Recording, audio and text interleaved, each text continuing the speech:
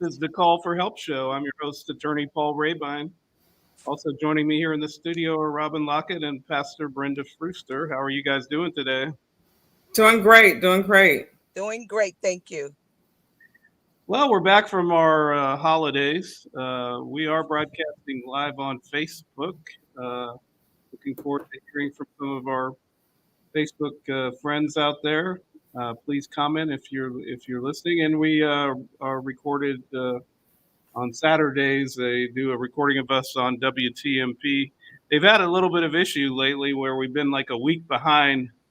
So if you heard us last week and it sounded like we were talking about something from 2 weeks ago, that's because it was 2 weeks ago. So we're trying to get that fixed. But we're back. The holidays are in full swing. In my office right now, we're putting up the Christmas tree. You have a large Christmas tree? No, A tabletop? no, it's just like I don't know, like 5 feet 7 feet. tall, probably 7 feet about is as tall average. as Pastor Brenda, I would say. About 4'9", maybe. So that's a little small tree. That's 4'11". When do you That's guys a put miniature up the tree. When do you put up the tree, or do you put up the tree? And listen, That means you don't. no, I do. I'm looking for one now. I have a tabletop because it's just me. So I have a tabletop. I had that tree stayed on for 24 hours a day, every day until the lights blew out. It's just a little tabletop, and I like the way it looked. And I said, you know what? After Christmas last year, I said, you know what? I'm going to keep it on. And then I would be on Zoom calls, and they would call me, or they would make a remark. Do you have your Christmas tree up? Absolutely. Doesn't it look pretty? I like how it looks. So I have to find another tree. How about you, Pastor? When do you put up the tree? Oh yes, it's up. The day of Thanksgiving we put it up. And you're one of those people. yeah, look, I'm like Robin. I remember I told you I love Christmas. Yeah. So I'm like Robin. My lights stay on 24 hours. Come on, Christmas. I love the decorations. My grandkids come and they enjoy the lights and the trees. So I love it. Yeah, I think we're gonna put ours up at home on Sunday. So if you guys really love it so much, you can come and help me put it up. Or in fact, you guys could just do it, and I'll just watch you put it up. So how long do you keep your tree up? I take it down either on New Year's or the day after New Year's. So you do all that work, and you only have your tree up a couple weeks. Yep. Yeah, no. Look, this is so crazy. One year, my grandkids were supposed to come from California to visit me. Of course, my son was late, so they came like in April or May. You know, that tree stayed up with their parents, their presents in there until they got here. Valencia, that's a new one. Valencia says, "Hey, Valencia, you got your tree up? If so, if not, why not? Or if so, why do you put it up so early?" So we were going to talk about today. We started talking about it a little bit on the last show. We've had some trials recently with some, verdicts involving, I would say, like racial justice issues. One we talked about last week was the Rittenhouse trial, where he was acquitted of all charges relating to going to the protest in Wisconsin and, shooting 3 people. And then at the end of last week, we had the outcome in the Ahmaud Arbery trial of guilty verdicts for all 3 defendants. So let's get into those cases a little bit. Another case that relates to the Arbery case is that the original prosecutor, who did not bring charges, has been charged herself with breaching her duty and basically helping the criminal defendants. And I was wondering about that case because I guess if they had lost the case, if the defendants had been acquitted, that case, I guess, would have been dropped. But it seems to be moving forward. So, Robin, what's your read about what all of these verdicts and prosecutions mean in terms of, are we making progress or not? Oh, that's a heavy question. That's why I asked you. I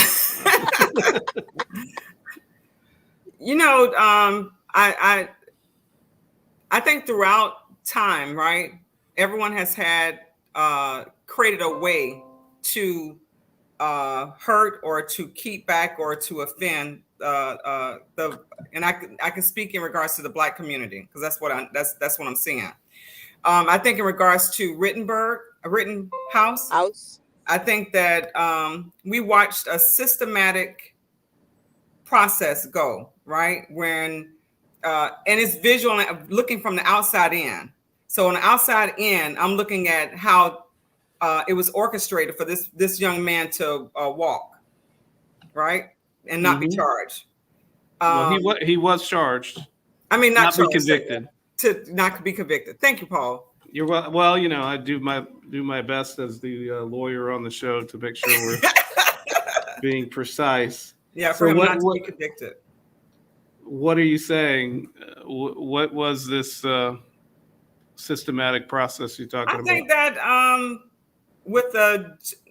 someone tried to explain this to me, but the judge, it was conversation about the judge taking away or dropping or removing one of the charges in regards to the gun charge.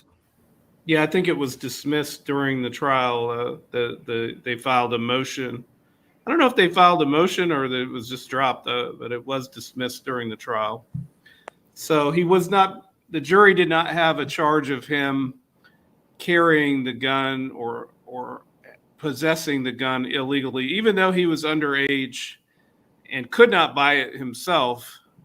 I'm not sure what the reasoning was. I think it had something to do with hunting, that underage people could have hunting guns or something like that. Not sure about that. So even if it was that, the judge, it was known that he was underage and he had a gun. He had a gun that caused the deaths. So, I just look in terms of if somebody's Black on trial, they go from murder, attempted murder. They cover every basis that you have to look at to rule that charge out when it's time to deliberate. And I think that just looking on the outside in, it didn't make sense that the one charge that they would have had to deliberate, maybe, he had a gun. Did the gun cause the deaths or whatever the situation is? They would have had to look at that. In regards to Ahmaud Arbery, that is interesting to me because if that third guy didn't film it, we wouldn't be talking about it now. Right. Remember that it took some time before there was even an arrest made. They weren't going to arrest him. They didn't. They it was didn't almost arrest 6 him. months. No, yeah. I mean, long period of time, but I personally think that, this is my personal opinion, I believe that the prosecutor is getting what she deserves because she knew what was done was wrong. She knew the whole story. They had a relationship, a working relationship. So I am sure that the father told everything that had happened, and she was trying to protect her relationship. My question is, how do you separate yourself from a relationship from the law? Yeah. What is right? That what you knew what was done was wrong. Yeah. Well, obviously she should have recused herself immediately, which she did ultimately recuse herself. And then I guess another prosecutor also declined to press charges, and ultimately it was the Georgia Attorney General that stepped in and pursued the charges and is now pursuing the charges against the prosecutor.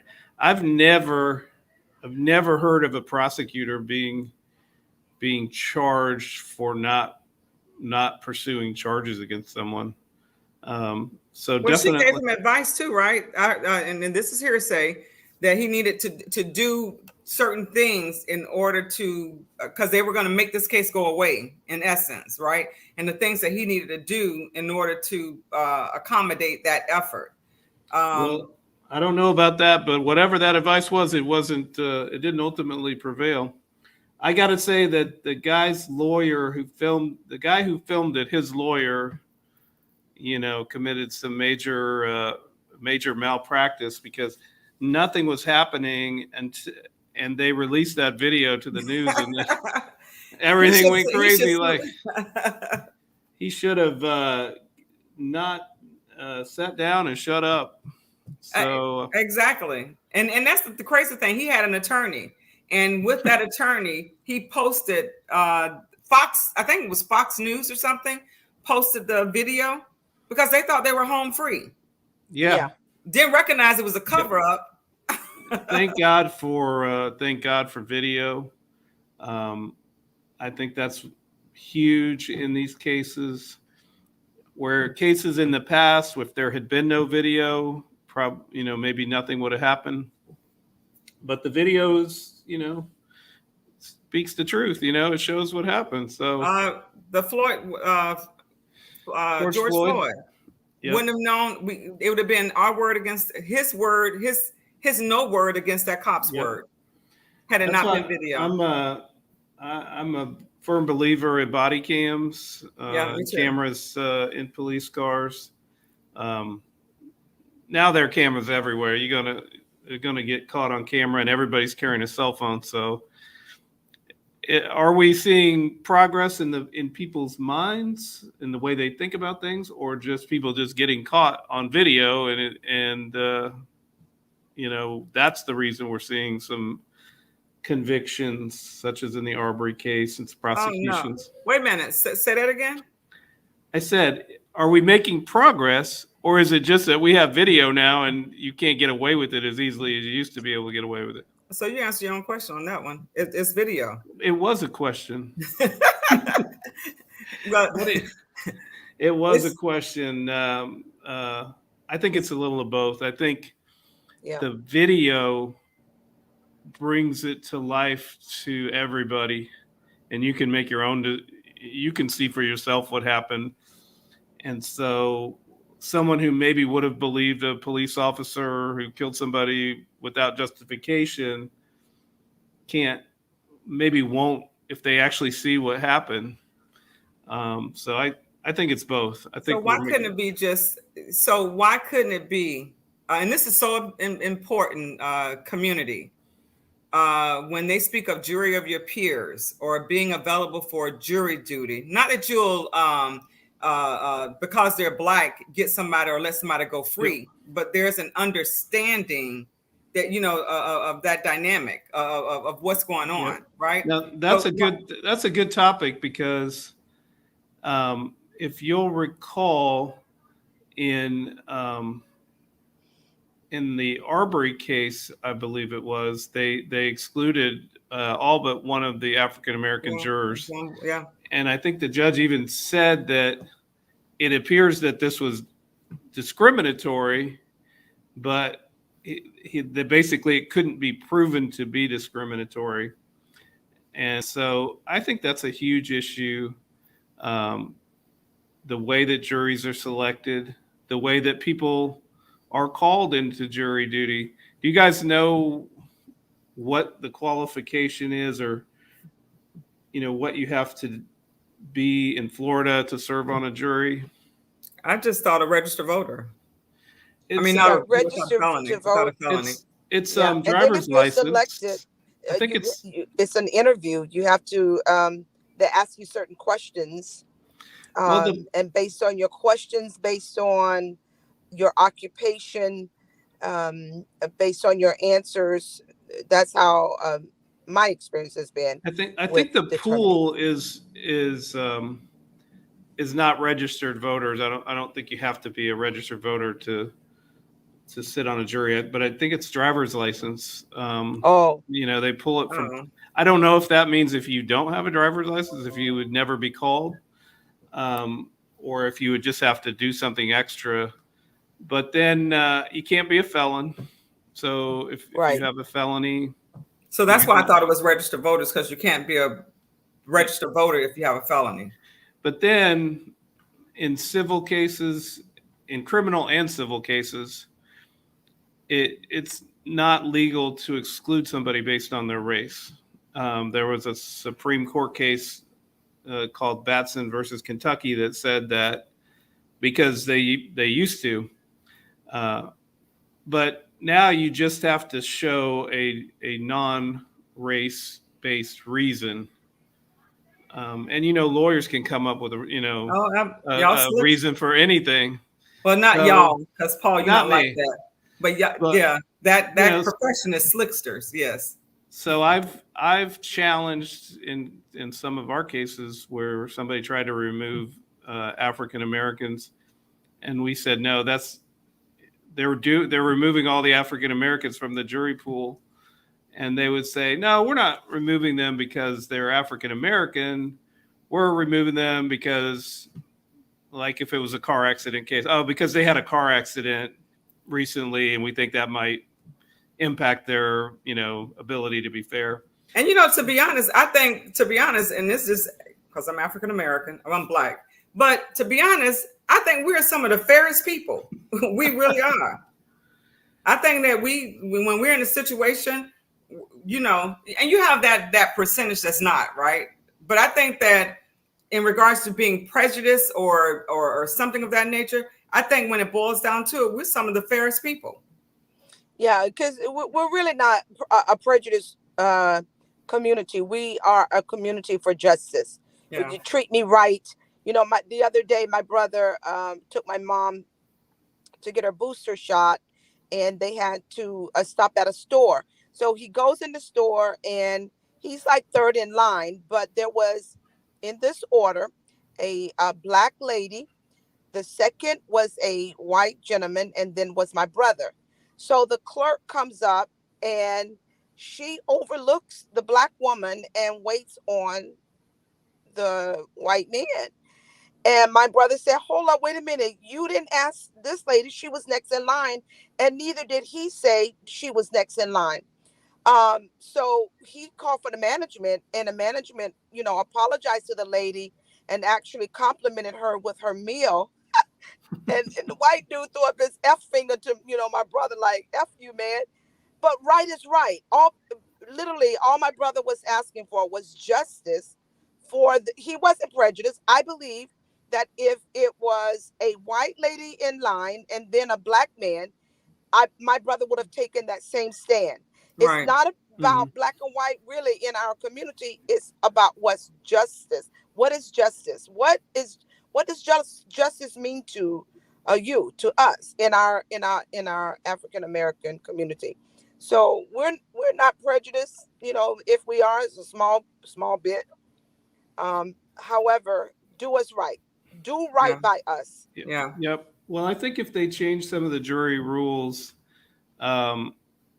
you would see some different verdicts too. And it's like I said, it's hard for judges to say you are being discriminatory because they can't get in the person's head as to why they were doing it, why they took someone off the jury. But when someone's doing it repeatedly and coming up with these, you got 20 Black people in the jury pool, and then 19 of them are sent away. And in their mind, a Black person would retaliate against that case, or find a different ruling, a not guilty ruling. Then you kind of put 1 and 1 equaling 2 together. That it's because they're Black. But of course, you can't say that. Well, it would be interesting. I don't know if there've been any studies, but to look at whether when African Americans volunteer or show up for jury service, what the percentage of them being removed from the jury, how much higher it is than than white people. That would be an interesting. I'm sure somebody probably did that study, but I think if you looked at it, especially in criminal and in personal injury cases, you would find that a much larger percentage of African Americans were removed than. So for personal injury cases, why do you think that? Is it why do you think that they're removed off of cases like that?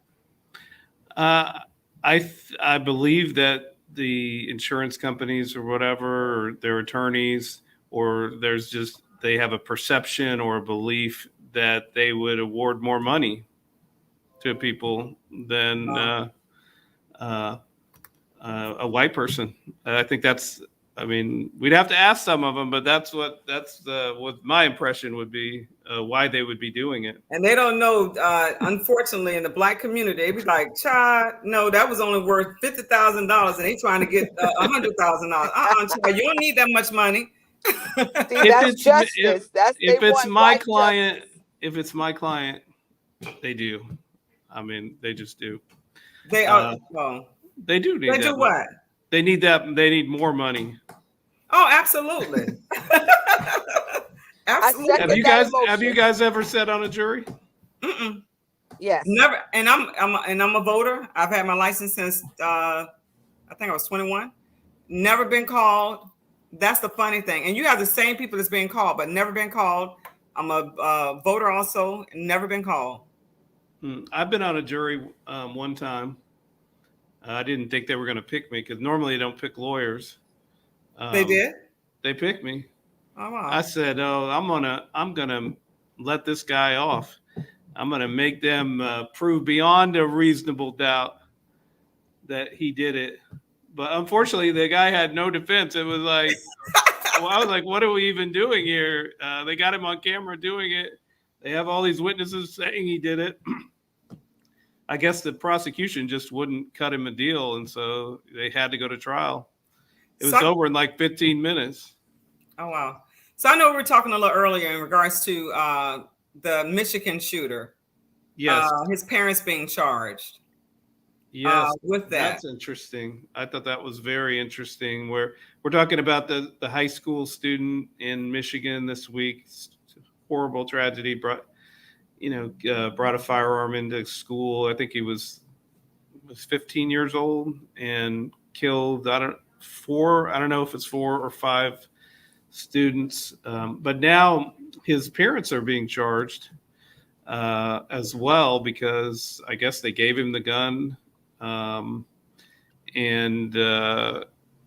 aware that, he was having some issues, and I guess earlier in the day, he'd drawn a picture in school of him shooting people and people bleeding or something. And after his mother heard about the shooting, she texted him to not do it, which would seem to indicate she was sort of aware that he had these issues. So what do you guys think about these parents getting charged in this case? So, well, you can go past the future because I have a lot to say. Well, I think in all fairness, the parents need to be charged. Who would buy a 15-year-old a gun? A lot of people would. I mean, a hunting rifle or whatever. I don't know what kind. I don't know if it would be controlled and limited to you hunting, which means when I say limited and control, which means that the parents have that gun under lock and a key, and the only access is through that parent. And it's because we're going hunting, but just to make that available to you at any given time, it is absurd. It just doesn't make sense to me that you would buy your child a gun at that age. They're not responsible. They don't have a responsible mind. Yeah, with no boundaries. Here's your gun, right? And especially if you have an inkling that something is going on with your kid. Yeah. So they had to know something was going on with this kid mentally. And this case should have a domino effect the school district that had meetings with these people, and were processes being done or followed, and were they the police said they didn't know anything about it. So should they have reported it to the police, even if the school district didn't do anything? So how do you go through the effort of protecting everybody when you call this kid in there twice about something that he's drawn? Yeah.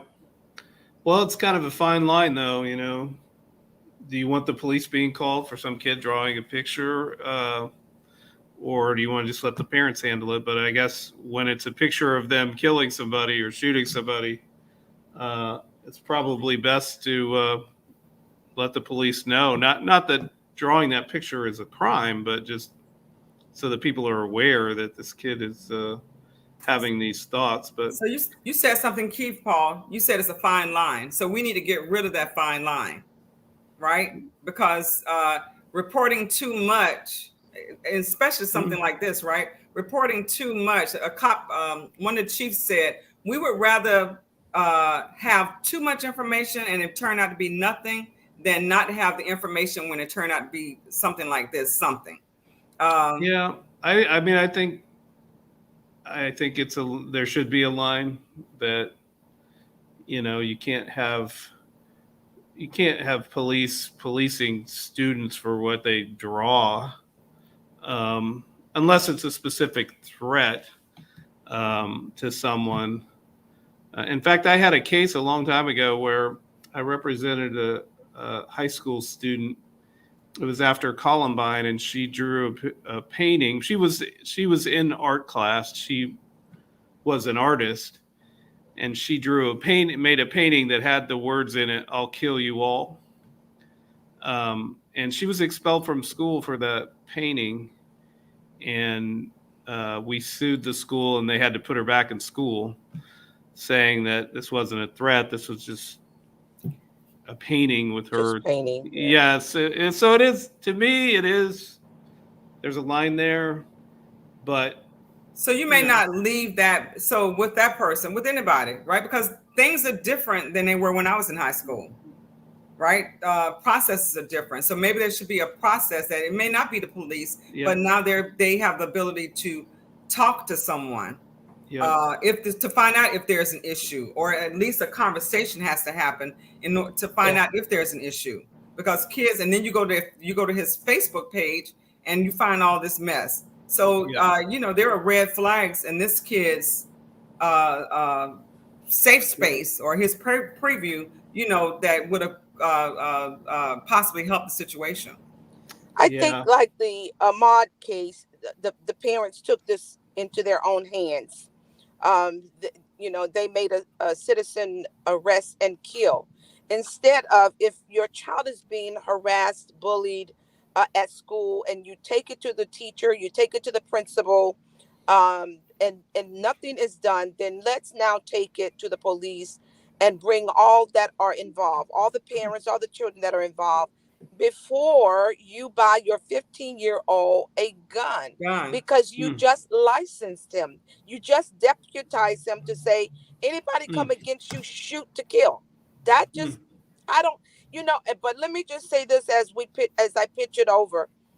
When I take, especially my grandson Malik to school, I'm praying over him, and I'm praying out loud. I don't pray in tongues, because I want my grandson to hear me praying over him, and praying against these bullies and praying against things at school.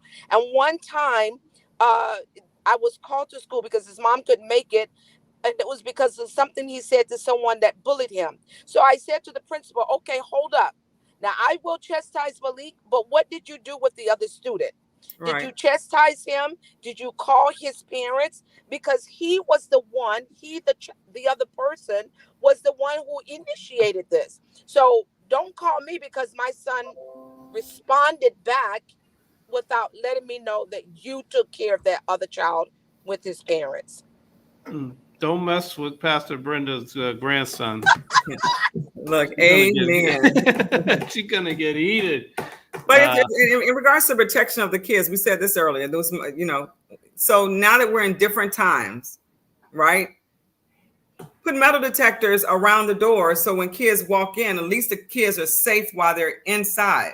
But I get so that would prevent stuff like this happening, right? But you have to invest in that. Unfortunately, with all these killings, that's what may have to happen. Yep.